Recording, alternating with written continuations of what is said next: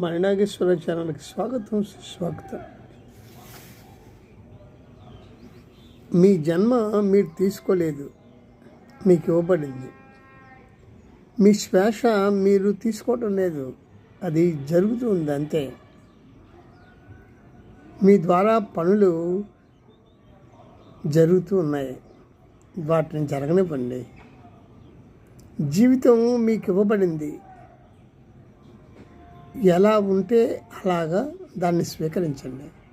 Comments చేయకండి. భయాన్ని నీవు ఆమోదిస్తే, అంగీకరిస్తే భయం అదృశ్యమవుతుంది.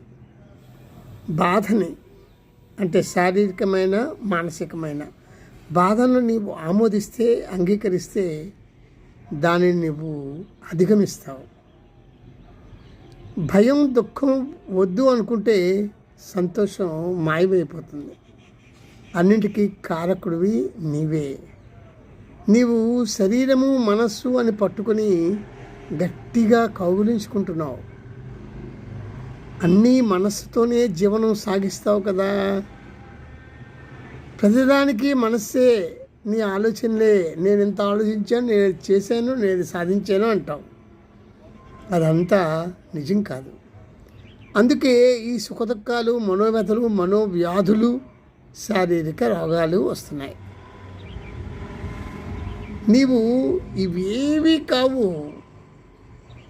నీవు ఆత్మస్వరూపుడు అని నీవు అనుభవంలోకి, స్ఫురణలోకి రావాలి.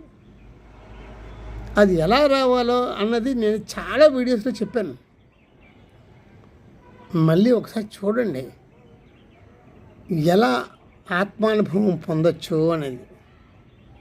ఆ స్ఫురణ ఉన్నప్పుడు అన్నింటినీ సాక్షిగా నిలబడి, అలాంటప్పుడు అన్నింటినీ అంటే మీ భావోద్వేగాలు, ఆలోచనలు, మనస్సు, శరీరం యొక్క మార్పులు, మనస్సు యొక్క మార్పులు, అన్నింటినీ మార్పులను చూస్తూ సాక్షిగా మీరు నిలబడి ఉంటారు.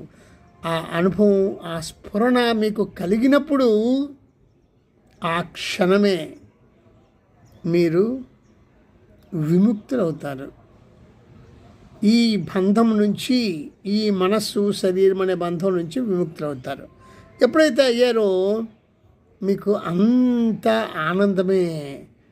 దుఃఖం, సుఖంతో పాటు దుఃఖం, రోగాలు, భయం ఇవేవి ఉండవు.